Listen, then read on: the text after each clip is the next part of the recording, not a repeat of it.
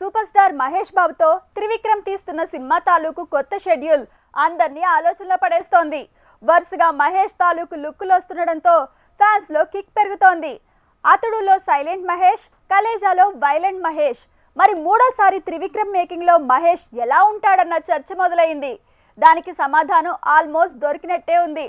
అదేంటో చూసేయండి. Super star Mahesh బాబుతో మూడోసారి కాంబినేషన్ రిపీట్ చేస్తున్న త్రివిక్రమ్ ఈ సినిమాలో ప్రిన్స్ ని మాస్కం క్లాస్ లుక్ తో చూపిస్తూ షాక్ ఇవ్వబోతున్నాడా?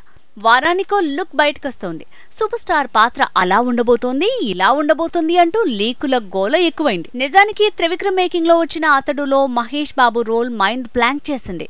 పార్థు మాట్లాడేది తక్కువ, తూటా లాంటి పంచులు వదిలేది ఎక్కువ. అలా రిజర్వ్ రోల్లో రఫాడించే పాత్రలో కనిపించాడు మహేష్. కానీ కలేజా విషయానికి వచ్చేసరికి పూర్తిగా రివర్స్ రూట్ లో వెళ్లాడు. మహేష్ బాబు కెరీర్ లో ఒక్కడు తర్వాత మరో టర్న్ అంటే పోకిరి. కానీ ఈ మూవీ రావడానికి కాస్త ముందొచ్చిన అతడుతోనే పోకిరికి ప్లస్ అయింది. అసలు పోకిరి అంత హిట్ అవడానికి అతడుతో మహేష్ కి క్రియేట్ అయిన ఇమేజే ప్లస్ అయింది. మహేష్ బాబు అతడులో పూర్తిగా రిజర్వ్ రోల్లో కనిపించాడు.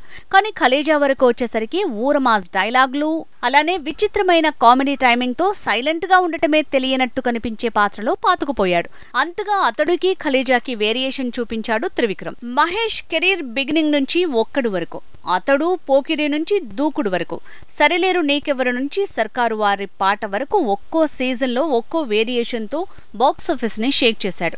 ఇప్పుడు కొత్తగా ఏదో ట్రై చేస్తున్నాడు. అది కూడా డబుల్ డోస్ అని తెలుస్తోంది. అతడులో మహేష్ సైలెంటే, కలేజాలో మాటలతో వైలెంట్ గా కనిపించాడు. ఇప్పుడు త్రివిక్రమ్ తీసే సినిమాలో ఈ రెండు రకాల పాత్రలు ఉండబోతున్నాయట.